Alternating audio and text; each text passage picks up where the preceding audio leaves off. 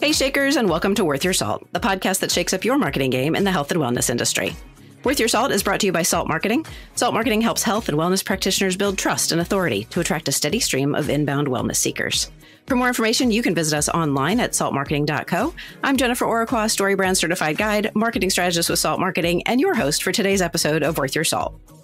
Not too long ago, in a conversation about AI-generated copy, someone commented that if you can't take the time to write it, why should I take the time to read it? And wherever you stand on the use of computer-generated writing, it's important that we talk about it. The recent Hollywood writers' strike was our first glimpse into the workforce battle between humans and AI, and the Los Angeles Times astutely noted the humans won. So my guests today have turned this discussion into what they hope will be a movement, starting with their calling the Human Words Project, whose Human Festo states that they stand for making, hearing, speaking, reading, and celebrating human words. You might be ready to ask me, what does this issue have to do with marketing my business? Well, Dr. Chris Osmond, professor of education, and his wife, Joanna Osmond, a licensed clinical social worker, are champions of the Human Words Project, and they are here to share with us how the power of human words can help you connect with your target audience. Chris, Joanna, thank you so much for joining me today on Worth Your Salt. Thanks for having us. Yeah, great to be here, Jennifer. The Worth Your Salt audience is made up primarily of health and wellness practitioners who are interested in building and growing and marketing their businesses. And what I found in talking to so many of them here is that they often have a very personal and very interesting journey that led them to where they are. So tell me a little bit about your journey and what led you to found the Human Words Project. Like you said, I'm a professor, which means I do a lot of work with student words all the time. And I guess it was about 6 months ago when I started finding out what ChatGPT and AI was, just like most of the world did. And so I rolled over to ChatGPT and signed up for an account and asked it a silly question like I would ask my students. And suddenly all these words started tumbling out onto my screen. And it really just stopped me dead in my tracks. I just couldn't believe how easy it seemed to be for now my computer that I was used to putting words into and processing words on. Suddenly my computer was making words for me. And it was something about how easy it seemed to be for those words to just tumble out effortlessly that just made me realize that the whole world had changed under our feet. Yeah, it's a crazy situation that we're in. And oftentimes I've heard people refer to it as your unpaid intern. It can come up with that first draft. So what really is the Human Words Project? What are you hoping to accomplish with this? So we're really trying to start an awareness and a movement. And just as with other things that enter into our field, sometimes people are slow to really getting the impact of it. And we think with AI, what happened was Chris was stressing and thinking about how it was going to impact his field at the same time that I was thinking about it with mine. I'm in the field of mental health, and I had read stories, that even in the future, therapists are going to be replaced by computers, which is just astounding to me to think about. And so we were both thinking about how AI would change the world in which we lived in. And we thought people don't even really understand why. Why are human words so important? How are they different? Mm-hmm. And if something is so incredibly easy to make, why wouldn't we choose that route? And so where we really wanted to focus was, okay, well, what makes human words unique? And we want to create a movement where people start to note everywhere that human words are. Anytime they're creating something with 100% human words. We think that there's even going to be a market in the future for people who only want to receive information, to receive literature, to receive poetry, anything that they know that it's made 100% by human words. We think there's going to be people like us who really value knowing where it comes from. Yeah, it's a fascinating concept. And your website, humanwordsproject.com, includes a call for submissions of those human words. And then you're publishing those. What sorts of things have people sent in? That's probably been the most exciting part so far. The website, humanwordsproject.com, exists to do a couple of things. One thing is to make freely available a digital stamp that says 100% human words that anybody who wants to can download and start including on their email footer or on their website or on their blog or on their SoundCloud or any place where they're putting their human generated content.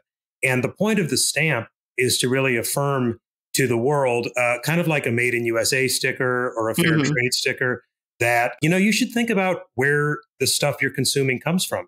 You should think about whether it's ethically sourced, so to speak, and what you're supporting with your choices. So the submissions that we've received so far on humanwordsproject.com have been a whole range of just people from all different walks of life sharing words that have mattered to them, both in terms of really casual up to like poets and songwriters and people who, use words to make their living.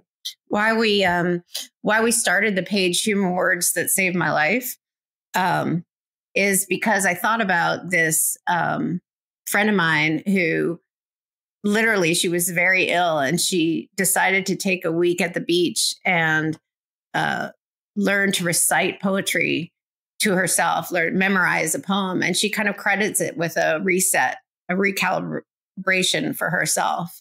And so I thought about how many people out there, even in mental health crises or in lonely periods, really have a piece of literature or they've talked to a friend where the fact that those words came from another human being was powerful enough for them to credit it with a life-saving moment for themselves. So we let people interpret that how they will when they're contributing to the page. But part of this movement is really to show that it's not just about us. Chris and Joanna don't have ownership over human words. we want to bring in as many people to the movement who love and really just want to bring the joy of it. Yeah, I love the idea of paying attention to what you're consuming. In the same way that we pay attention to what we put in our bodies, we should pay attention to what we're putting in our minds. Exactly. But from what I understand, you're not really trying to fight the rise of AI. You're more trying to bring attention to the importance of words crafted by people. So let's get a little bit real, though. What are your feelings on AI? Well, concerned. I think I can say concerned. I guess probably my main insight several months ago was that we didn't used to have to specify human words because they were just words, right? So the introduction of large language models like ChatGPT means that now you really don't know where your words are coming from. And I'm struck by how, I feel like I've read that AI has been in a lot of industries for several years now, right? And AI is amazing at doing things that computers are really good at, right? AI is better at looking at scans for tumors. AI is better at crunching big numbers. So, of course, we're not anti-AI for the things that AI is great for. But we really got worried when AI started speaking in human language, right? And started to mess with this basic human process, this basic human activity that is at the core of just so much of our identity of who we are. So tell me, what kind of feedback have you received from people as this movement has kind of grown? We have had wonderful feedback. We've had folks from all over sharing the message with their friends. Gentleman who wrote The Typewriter Revolution, the book, The Typewriter Revolution, he had put out on his blog that he wanted everyone to start taking this seriously. And he stamped 100% human words on his blog. Well, he sent us a picture of an envelope of a letter that was sent to him that had our stamp on it. So that was our first moment of this really is spreading. Yeah. And we're going to get more and more input such as that. All right, Chris, Joanna, we need to take a quick sponsorship break right now. But when we return, I want to talk about human words and their importance in marketing. We'll be right back after this. The Worth Your Salt podcast is grateful to our partners and sponsors. If you are using AI to produce your messaging, the unfortunate truth is that your competitors probably are too, creating a market where everyone sounds the same. Everyone is on the same social media platforms, saying the same things. The one differentiator today is messaging.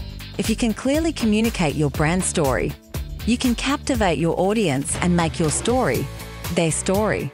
That's why Salt Marketing offers the brand identity and messaging guide to help you build authority and trust in the marketplace.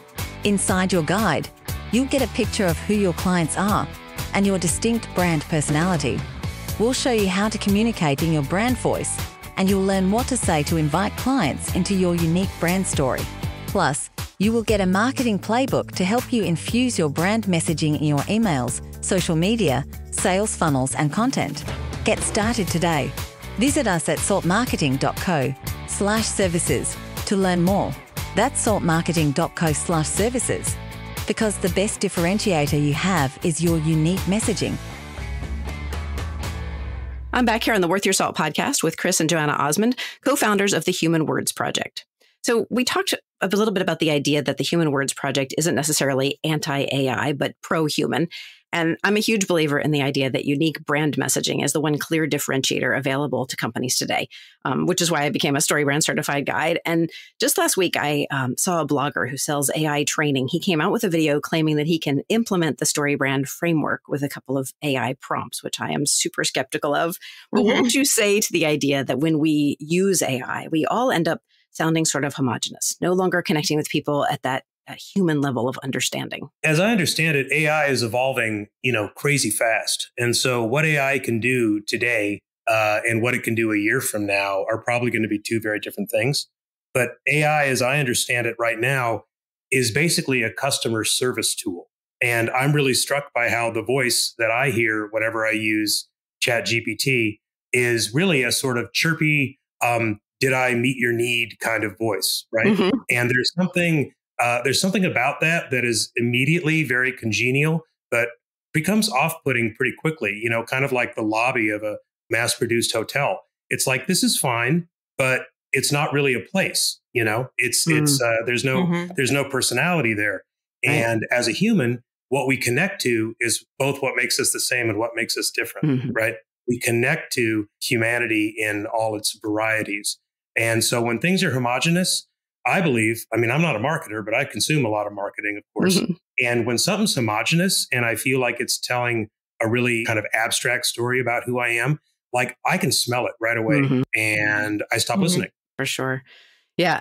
And we talked a little bit about the human words that saved my life. And I know that's kind of a stretch to say saving your life and marketing are the same thing, but that's the kind of connection that we often look for when we're doing that messaging and that branding for a brand. So tell me a little bit about your vision for that words that saved my life section of the website. Where do you think it'll go from here? I think that one of the things that we've decided we wanted with this project and this movement is to allow it to take on a life of its own. Which that's a very human thing, right? We didn't want to say that we're looking 1 year down the line at what Human Words Project is going to be or 2 years down the line. So in the Human Words that saved my life, I think initially my desire was to show that it can be life or death, having human connection. And it's interesting you bring that up with marketing, which is also about connection, right? So I think I wanted people to be moved by what they found there, to be moved to want to contribute. That's the, if you will, the more serious side of our project. And then the page Words Out is where people can put in more lighthearted videos or spoken word, any way that they interact with words in fun and different ways. Yeah. And to your point a minute ago, Chris, about like walking to a very generic kind of lobby of a hotel, we can argue that AI can generate text that sounds like emotion, but there's no way for it to understand the nuances or the complexities of our experiences. So what do you think the consequences might be if we lose that idea, that subtle nuance of emotion? I think this is a really fascinating question, because when I really think about what we mean about the complexity of being human, I think what we really mean is things like hesitating because you're not sure what you think, or hesitating because you're not sure how to say it. And conversely, having the words come almost faster than you can say them or write them because you're passionate and you've caught fire and the inspiration is inside you, One of the thing about AI generated text right now is it's just like turning on a faucet and it all just tumbles out and it's competent and it's flat. And as we know, like if it doesn't know something, it'll just make it up because it's more important to sound competent than to actually know what's going on. So when we talk about nuance of emotion, I feel like that's actually the very edge of a human's engagement with the world, is that kind of constant negotiation of whether or not you actually know what you're talking about, whether or not you actually care about it.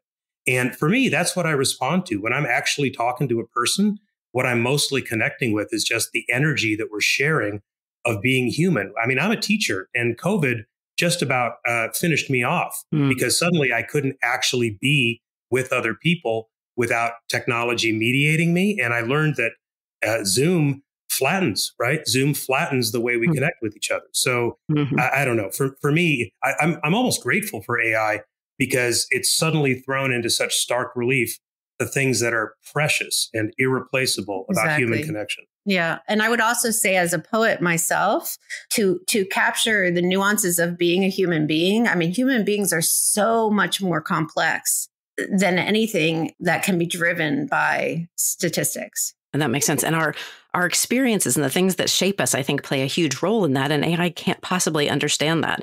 And, at Salt Marketing, we talk a lot about authenticity and building trust to grow a business, that people will work with people that they know, like, and trust. So what role do you see human words playing in that effort? What can we be including in our marketing messages that really convey that authenticity, those experiences that we've been through? Well, I love what you've said about StoryBrand, being a StoryBrand marketer. And I know a little bit about it, but we're really interested in talking with different whole fields. So we're interested in having a dialogue with marketers about this and about what would make marketers want to use AI in their messages versus allowing for the 100% to use our stamp, the 100% human word. I think of marketing as about connection, and marketing is about discovering, am I offering what you really need?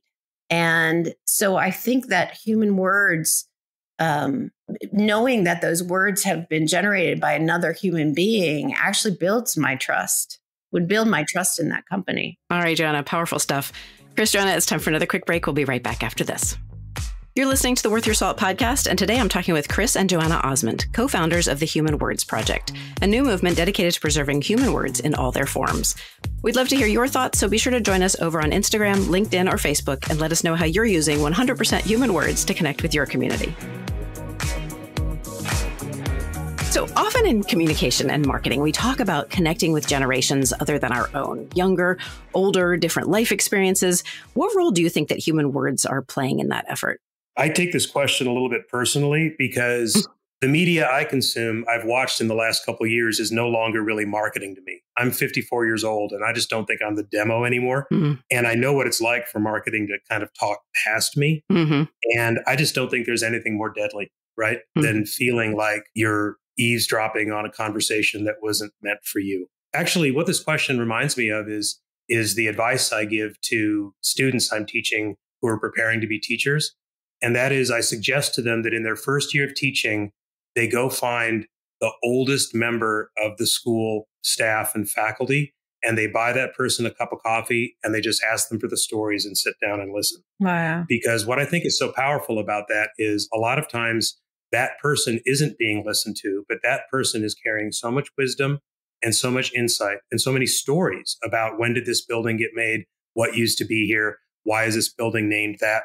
And the real key to that, though, I believe for a new teacher is it gets them to get out of their own wavelength and to really tune in to how another person speaks and what another person cares about. So it seems to me that without human words and the sort of capacity to use pauses and use space as an invitation for people to fully be themselves, we're going to lose that level of connection. And then how many stories, how much wisdom are we going to lose as well? We also can talk about adding into this question with younger and older and different life experiences. Let's talk about cultural differences. And let's really think about, what is lost if you're losing the turn of phrase that someone has that comes unique from their culture. I think that the homogenization of human language is going to be a huge detriment. Yeah, and you make a really good point about culture and storytelling, and that's just sort of an intrinsic part of our human experiences. So, Chris, I want to ask a little bit about your love of an actual typewriter. Like most of us wouldn't even know where to find a typewriter these days, yet you talk about carrying yours into a coffee shop. What's the importance of this act of creating words offline? First of all, let me set you straight. I don't love a typewriter. I actually love about 25 typewriters. We have 30 typewriters in our basement at the whole collection. It's a whole thing. Yeah, it's a little bit of a problem. I have a little collectomania, but it could be Italian sports cars. So I mean, that's right. There you go. It could be worse.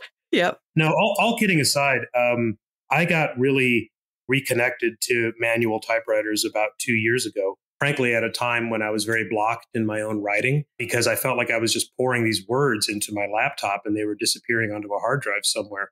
And I couldn't access them again. It's like they had never happened.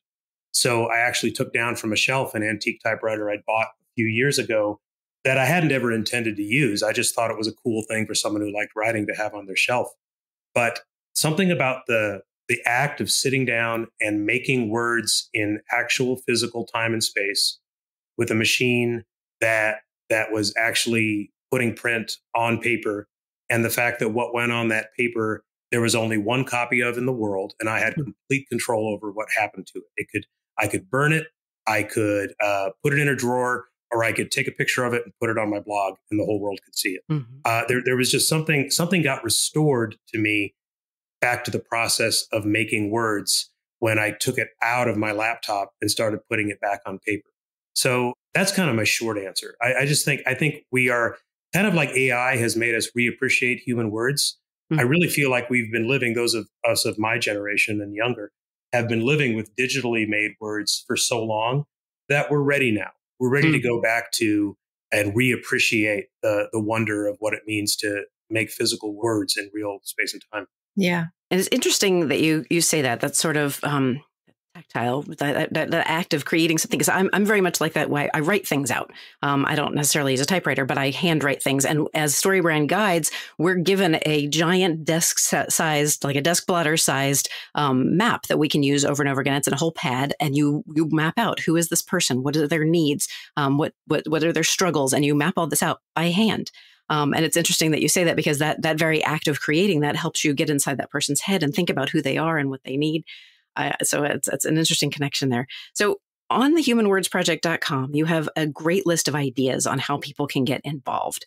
Of course, my way was to invite you on this podcast, but what other opportunities are you suggesting? So we invite people to download any of our various lovely digital stamps to stamp on anything that they use. They can also purchase one of our t-shirts that says, write to me in human words, or speak to me in human words, or sing to me in human words, and, in all different sizes and colors and options, and they can spread the word that way.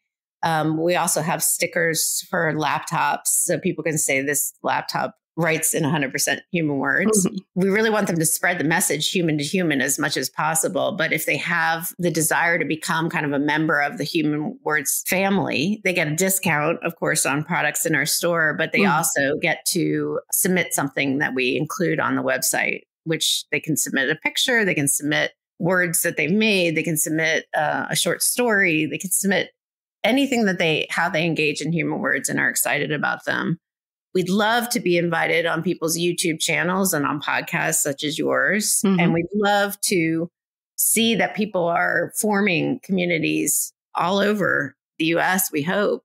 Eventually it will spread to people having meetups at local libraries and such. Oh, yeah, I like that. And I also think probably the personal impact that I hope this invitation has on folks is it just reorganizes their relationship with their own words, right? And the importance of words in their own lives and in their own relationships. I mean, this really is a consciousness raising. This is a call to realize that something that's very, very precious to us that we've been taking for granted is now newly precious, right? Because if computers can now make words absolutely effortlessly, then suddenly the difficulty of making words is itself very valuable, right? It's the fact that I stammer a little bit when I speak right now. That's part of the value of you talking to me. And I'm hoping that a focus on what makes human words like no other words will mean that we appreciate them more. I would also say that we've lost so much connection in this time post-pandemic. During that time, it was such a time of isolation and the increase in communicating with others via Zoom. And people are longing to rebuild their human connection, and human words are the locus of that. Absolutely. And I love that reference you made, Chris, to the imperfect perfection of human words. Yes. So if I want to learn more about you guys, about the Human Words Project, or how to get involved, where can I go? Humanwordsproject.com. Go check it out. Download a stamp. Drop us a note. Send us a submission. Talk to us about how you can start to raise awareness of the value and preciousness of human words in your own community and in your own relationships. We just want to hold the space and set out the invitation to see if other people can have the same kinds of life-changing experiences that we've had. We also hope that people will come back to the site and watch us grow, and also become part of our newsletter community so they'll see how this movement is taking shape, because we believe it's really going to take off.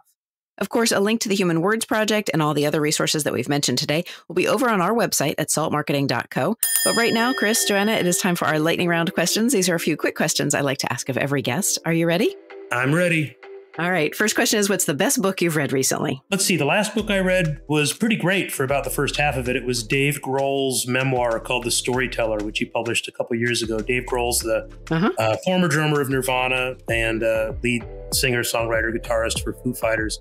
And wow, the first third of that book where he talks about being a young punk rock kid, and I'm a drummer too, and it just really, I really connect with his passion for making music, especially lo-fi live music. It's a really great book. And he was excellent on Saturday Night Live just a little while back. So if you haven't seen that was really good.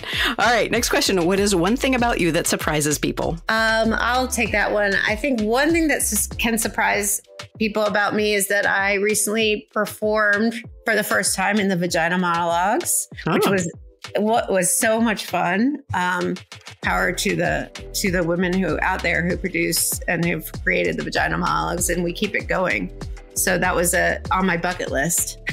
Interesting. All right, next question. What is your favorite thing about the work that you do? Well, for me, what most feeds me about being a teacher is the fact that I'm showing up with the same curriculum over and over again, month after month, year after year, same books, same stories, but the people are always different. And to be a teacher means basically to sign up for a lifetime membership in People Watching and letting the world come to you in all of its variety. Fascinating. The work that I do with people as a therapist, expressive arts therapist and healer, my favorite thing is to watch them grow and change and be a guide for them on that path, but also just supporting the incredible healing power of the human spirit. Very good. All right. Last question. What's the best piece of advice you've ever been given? You know, this one really sneaked up on me, but at the very beginning of my teaching career, I remember the dean of faculty at my school was trying to change our high school schedule so that all the students had a 20-minute break in the middle of the morning,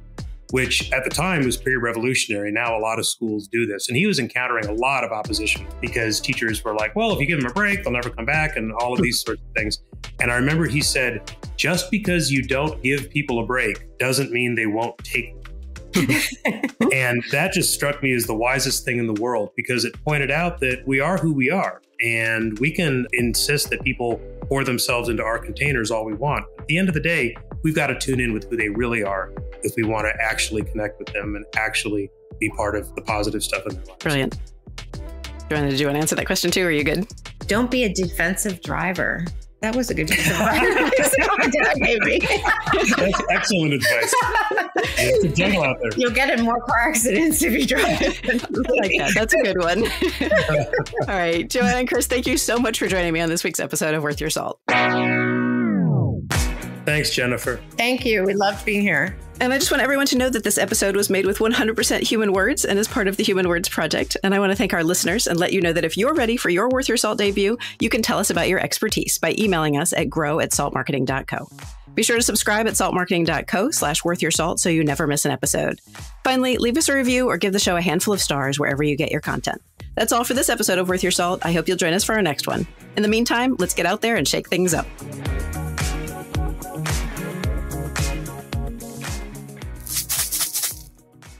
Woo-hoo. That was fun.